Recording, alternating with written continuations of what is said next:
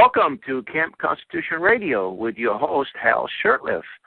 This show can be heard on WBCQ The Planet every Monday night at 7:30 p.m. Eastern Standard Time. And I am your host. Anyway, today's show, we have a guest. I'll have him on in a few minutes. He's the president of the Sam Blumenfeld Foundation. And we'll be talking about that. But I do want to mention, in regards to the Sam Blumenfeld Foundation and the work of Sam Blumenfeld, Camp Constitution has on its website a new page. It's called Alpha-Phonics, where you can have access to the Alpha-Phonics workbook, the various downloads that go along with it, the little workbooks, the how to write cursive, and the lesson plans with Sam Blumenfeld's various lessons. I think there's about 128 or so lessons in Alpha-Phonics. So you can teach somebody how to read phonetically by going to our Camp Constitution website.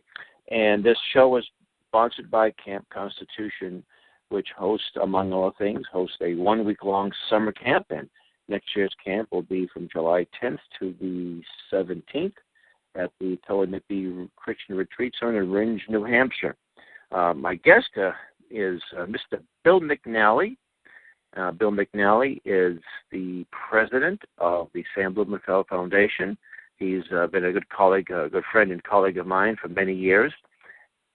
Bill, are you there? Yes, I'm there. Oh, okay, good. I'm having a little trouble with this talk show to get into my line there, so that's why I'm a little... Anyway, I think it's going fine, but yeah, here we go. All right, we're all set. Anyway, tell us a little bit about the foundation. Let's back up a little bit. Bill and I have been colleagues in various endeavors since probably 1990 or even maybe earlier, and both of us were close friends of Sam Blumenfeld. And so, Bill, tell us about the foundation, how long it's been around, and what are some of the plans? Okay, Hal. Well, we've started the foundation around 2009, and that was mainly I told Sam, I says, I've got to build a legacy for your endeavors here in the phonics world or in the homeschooling. So he said, yeah, it sounds like a good idea. And so once we got the foundation up and running, the goal is to promote high literacy, in America or even in the world, because with the advent or printing of his latest book, Phonics for Success, The Road to High Literacy Made Easy, is a duplicate of the original Blumenfeld's Alpha-Phonics program that you find on Chalcedon or other places, but that book sells for $25. This is an exact duplicate, and it sells for $9.95 on Amazon. And it's a smaller version. It's the same exact material, except the Alpha-Phonics is sort of like a workbook format, like 14 by 16, and some of them are binded. And I use that, by the way. My wife and I use that to teach all of our children how to read. And one of my favorite quotes of Sam Blumenfeld is that you don't need puppets popping out of trash cans to teach people how to read. And you don't need thousands of dollars in expensive gadgets and doohickeys. The Alpha-Phonics kit, which he prepared, I believe, in the mid-'90s, it had the Alpha-Phonics book, and in those days, cassettes. I think there was probably about 7 or 8 cassettes, and each cassette had so many lessons that were narrated by Sam, going over, and most of these lessons are pretty quick lessons. You learn the vowels, the vowel sounds, and then within a few days you're reading short words, Sam, axe, and things of that nature, and then it just builds on that. You learn the consonants and the various blends, and within a couple of weeks, maybe a little less, maybe a little more, depending on the student, you're you're literate. You'll be able to read. You've been able to. I used to tell my children, you see all the books in my library? By learning what's in this book, it will unlock all that information and much more, the whole world. Also, I think there were flashcards and there might have been a few. They had little booklets, lesson booklets. Is that right? You know what you should be adding to that, and this is what I wanted to tell the people, is that when Sam did that program, he did that program out in San Diego, and he hired a professional woman by the name of Helen Fabian, and together they would work those lessons. So Helen would say, well, Sam, what is it we're going to accomplish in this lesson? And then they would talk back and forth. So I have reproduced those tapes. I paid a sound expert up here in Manchester to reproduce them onto digital format. So it would be, I guess you'd call it MP3 or whatever, so that somebody could play it on their CD player or their computer.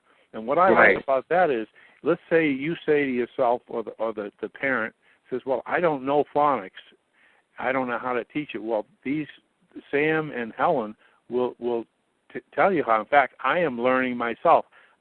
Since I had that tape, I let a teenager that I had here at the house who could not read for, as we say, for pleasure. In other words, he was a functional illiterate. He had been hooked. He was stuck on that whole word method. So I worked with him for about 2 days, and of course I only had him for 2 days. He was just here visiting, and but he was on his way, and I could see that just by listening to Sam's tapes, and of course Sam Blumenfeld and myself, just a couple of years ago, in fact it was the same day or weekend that we went to one of those NHCCS events, and when we came that's the New Hampshire Center for Constitutional Studies, which is held every Constitution year. Day, that weekend of Constitution Day. Yes. Yeah. By the way, this show, Bill, is heard around the world. It's a short wave, so it's not just a local New England show. So you have to sometimes explain these local acronyms. Oh, right, exactly. And but so Sam and I did the complete 128 lessons with him, doing the teaching and me doing the videotaping and preparing the lessons. We did it on our kitchen table. And so those lessons, and then after we finished that, I said, Sam, why don't we go to the Windham Cable Studio and we'll get you a teleprompter, which he hadn't used before, and neither had I. So they got me behind a computer, and I would roll the tape, and he would do the lessons at the studio. So now we have them in 3 sets of DVDs, which what I do is on Amazon.com, I'm selling the Phonics for Success for $9.95, and of course I'm the only one that's selling it because I'm the publisher of the book. And I offer a free DVD, and I know you know which one it was because you introduced Sam in the DVD. It was done at the Gay Kimball Library in Troy, New Hampshire, and I just loved that whole production. So I'm offering that free because what he does is,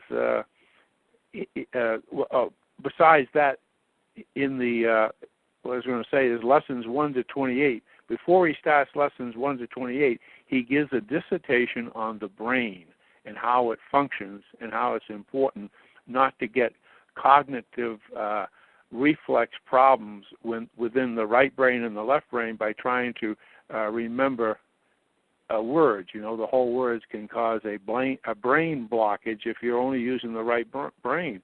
Well, he's saying that. Yeah. Well, I think what he said is that the phonics is the left brain function, and you're trying to get the right brain to do what the left brain is doing, and that's what causes problems and causes dyslexia. It was interesting too going through Sam's. Sam had bequeathed me most of his library and his some of the papers and writings and things that I'm going through and giving to some people and. We're posting up on our script page, Camp Constitution script page, some of the things that we're able to put up there, and it's and I came across this name of Ed Miller. I think it was Ed Miller, the Miller test. And, Edward Miller test. Yeah. Yeah, I think he was from there. He is from North Carolina. Ed had heard Sam speak at some venue back in the 80s, early 90s, and was very much impressed by what he had to say. But he did say to Sam, I came to school already dyslexic, and I don't know why. And then he figured it out. It was the the books that his mother was reading him and exposing him to with all the best intentions before he went to school. So he had that look-say reflex, and he was able to cure his look-say by using intensive phonics, became an excellent reader. Then he started testing. He started developing this thing he calls a Miller test.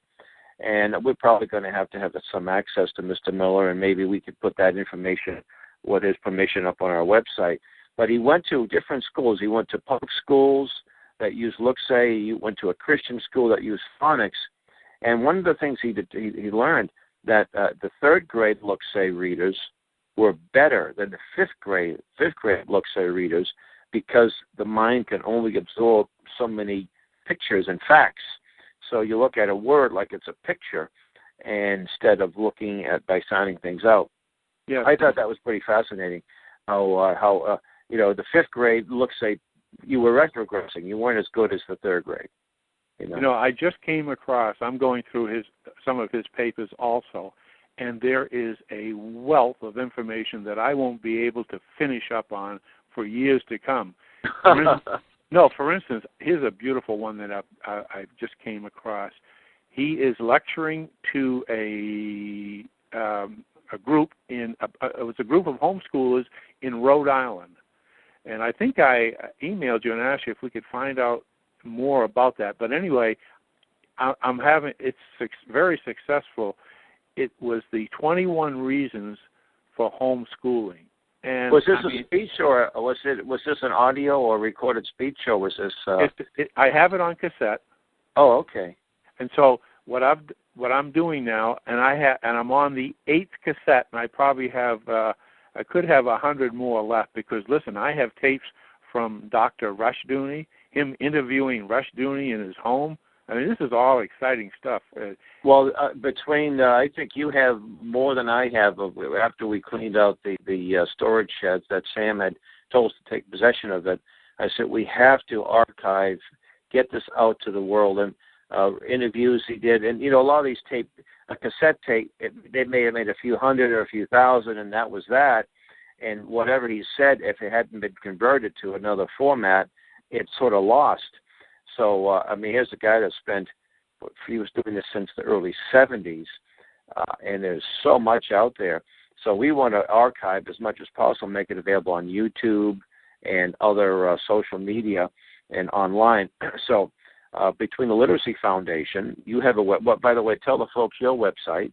Yes, right now we have Samuel L. Blumenfeld Literacy Foundation, so that would be SLB, Samuel L. Blumenfeld, LF, for literacyfoundation.com. Very easy to, and you know what It's .com or .org? .com. .com, okay. Yeah. So what I would ask the listeners, if they can get a chance, they can get a free download of this thesis paper, 13 pages, which includes 2 pages from the Edward Miller. It's a free download. It's called Can Dyslexia Be Artificially Induced in the Schools? Yes, says researcher Edward Miller. So it's a little difficult to get to it. You have to go to the right side of the website, and you see this word called More. And when you click on that, you will see a drop-down menu that says Don Potter. And that's where, and that link goes directly to that his site, where he has more than just one. I mean, Don Potter is a wealth of information too. Have you met him or heard? No, I called him. Sam had asked me to call him to let him know of his condition before he passed away. So they did able to get together, and Don was one of the other. I could call him Blumenfeldian disciples. Sam has many of these folks around the country that Sam influenced, and these folks kind of did things on their own using the information that Sam had made available. So this is part of the legacy that for some people we'll never know how many people Sam influenced because of people like Don, who then in turn influence others, and then that group influences others, and it just snowballs. And of course, that's what we want to do. We want to be able to get more and more people to understand Sam's. Well, go ahead. Yeah, let me make a plea. there is a college here in Manchester that is going bankrupt. New Hampshire, yeah. In New Hampshire. And of course, you may call me a dreamer, right? But wouldn't it be nice to turn that into the Blumenfeld Academy and have one in every 50 states, and just think of the kind of students we could graduate and the legacy that could move on. All we need is for Donald Trump to give us a couple dollars to help us on, huh? Well, if his limousine breaks down while he's campaigning in New Hampshire, and you're right behind him with a jack or something, maybe he'll do that.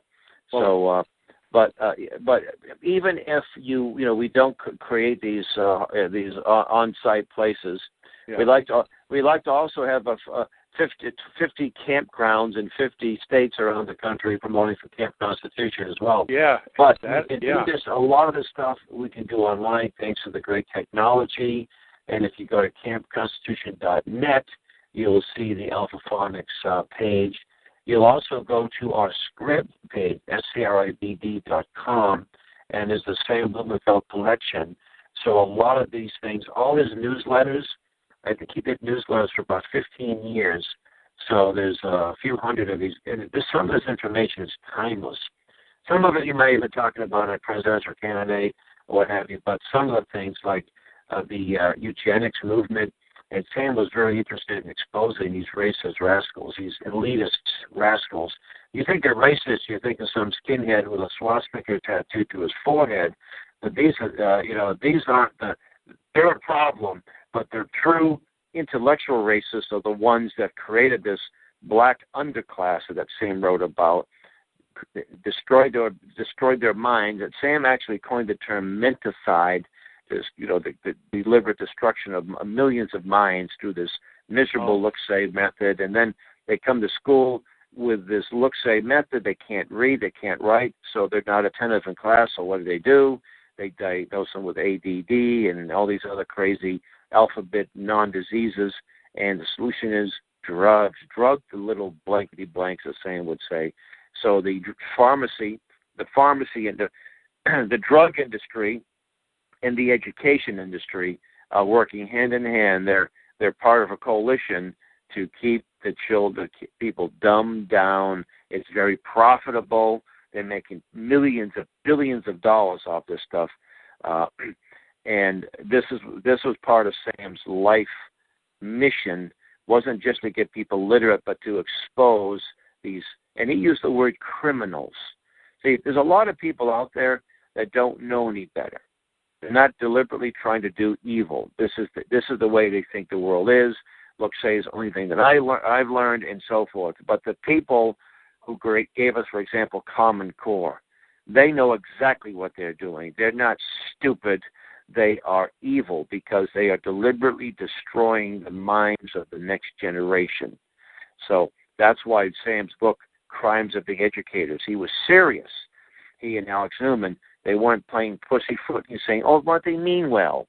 When Mike Farris of the Homeschool Legal Defense Association had he had a phone call from one of the top, David, what's his last name? One of the top Common Core hacks.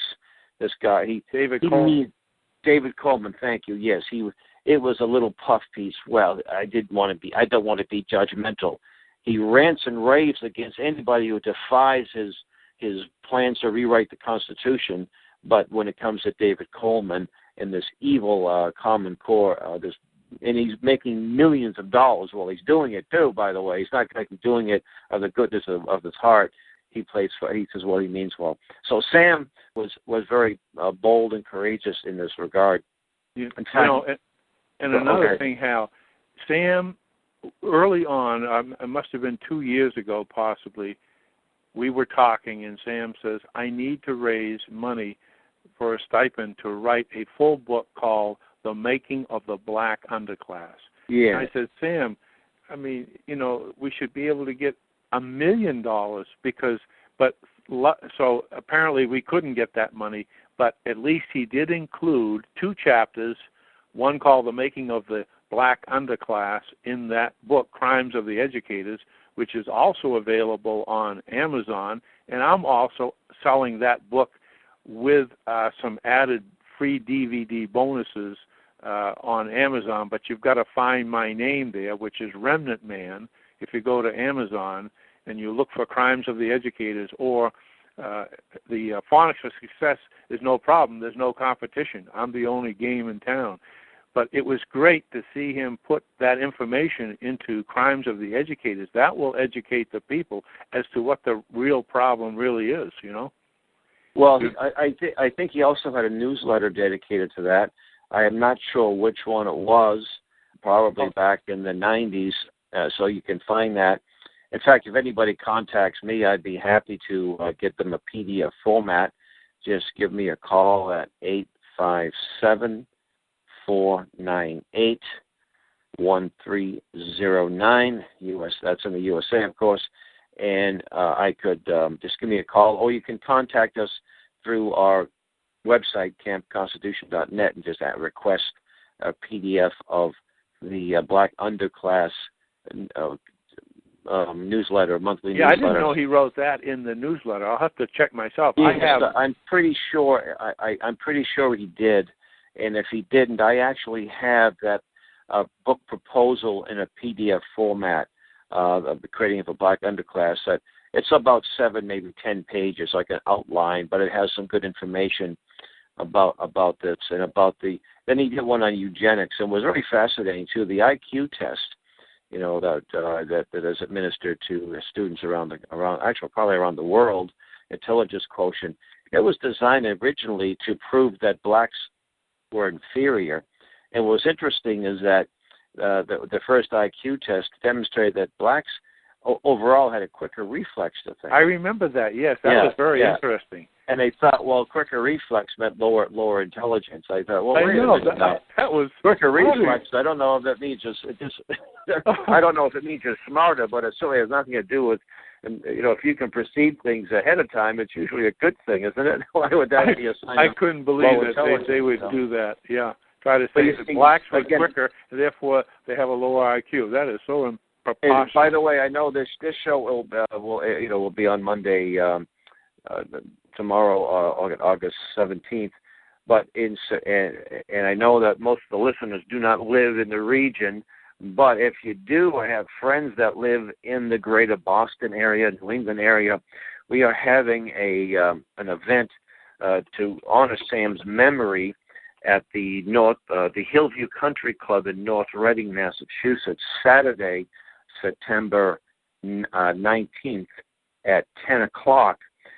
Some of Sam's relatives. Now, Sam never married, but he had sisters and brothers, so he's got a lot of nephews and nieces, as well as his friends from various homeschool community and friends from other entities that he was involved in. For example, the John Birch Society. We're going to be commemorating him. People get up to the podium, give a little reminiscing some of the experiences they've had with Sam. And you will also be discussing the plans that the foundation has in concert with Camp Constitution. Like we were talking about getting all these things archived. He has some unpublished manuscripts. Some of them probably we won't publish, but there's a couple dealing with the JFK assassination that may be of interest to us or somebody that would like to publish it. And he was quite the eclectic writer. He wrote a couple of things on the JFK assassination. He was going to write a book on automobile ads from the early part of the 1900s. Then he did one on the Marlowe Shakespeare, and he has a friend in Florida who's going to be doing that. I don't know if his book, the Marlowe Shakespeare, was it called the Marlowe Shakespeare Connection? Correct. Yeah, will be back in print. But that's something that, even though it's not something that Camp Constitution will probably focus on too much, we still really, it's an incredible story. And not only that, but he did give a talk on that subject at Camp Constitution a few years ago. It's an incredible story and he believed that Christopher Marlowe was the author of Shakespeare, and he makes an incredibly good case for it. And, of course, there's a lot of people in the different camps, either Marlowe or there's Ed DeVere, and there's a few other people that were claimed to be the actual authors. But anyway, Sam's, I think, two biggest legacies, biggest legacy, I think, is the fact that he has taught and will teach. His work will go on, and millions of Americans will become functionally literate thanks to his efforts. And then the other one is that he was able to expose what he called the education conspiracy. And there are a lot of people who understand aspects of what we will call the New World Order conspiracy, and the UN, the Council on Foreign Relations, the Trilateral Commission, the Bilderbergs, all these different things. But a lot of folks don't look at the education realm. And in fact, it's interesting. I have a friend who's finally slowly coming around. He's sort of an expert on a lot of topics dealing with the New World Order, but somehow thinks public school is still okay to send your children to. At least that was until he started reading Crimes of the Educators. Exactly. Yeah, so little by little, it's amazing. If I were an evil New World Order advocate, the first thing is, okay, hell, you have unlimited money, go out and do your worst. I would be looking at two places, the churches and the schools. Exactly. I want to be able to corrupt the churches, destroy the traditional, and boy, you go past some churches and you see a rainbow flag. They're not talking about the covenant that God made with His people. They're talking about the promotion of homosexuality. So they've had a lot of success, and many of these churches that still stay true to the Word are so worried about losing their 501c3 status thanks to the evil works of Lyndon Johnson back in the 1950s. So many of these churches that should be taking a stance are saying nothing, and then of course the schools, the public schools, that up until Sam Blumenfeld went to the schools in the 1930s. He learned phonics. He learned that America was a great country. He didn't leave these schools thinking that the United States was evil and it must be changed. But something happened, although it was in the process when the education establishment, when it got underway. It took a while. We're talking about 1880s, 1890s, the influence of John Dewey, and then his disciples. So it was a slow process, and by the 1930s, they introduced Look-Say. And then prayer was taken out of schools in the 60s, and any reference to God in a positive manner was removed, and now the sex education that was introduced in the 60s, social studies, they're changing how the way people are taught, changing the... Well, Hal, yeah. Here's a quote. Let me give a quote just for the listeners from the United States National Commission on Excellence in Education. It says, quote, "The educational foundations of our society are presently being eroded by a rising tide of mediocrity that threatens our very future as a nation and as a people. If an unfriendly foreign power had attempted to impose on America the mediocre education performance that exists today, we might well have viewed it as an act of war. As it stands, we have allowed this to happen." Now, Bill, we got 2 minutes left, so we got to kind of wrap things up. Let me Can I close out here with a plea there? Yes. I have given Crimes of the Educators to Dr. Ben Carson, Senator Kelly Ayotte, Senator Rand Paul, Senator Ted Cruz, and I'm trying to get it into the Trump campaign. If the listeners here, please ask these candidates if they would read Crimes of the Educators. That'll give such a terrific background, and that's going to be, as Sam said to me, he says, "This is my swan song." Swan song, that's right. Anyway, folks, you've been listening to Camp Constitution Radio, heard on WBCQ, The Planet, every Monday at 7:30 p.m. Eastern Standard Time. My guest was Bill McNally, president of the Sam Blumenfeld Literacy Foundation. Bill, give out the website one more time. That's slblf.com. Okay, thanks, Bill, and thanks for listening. God bless.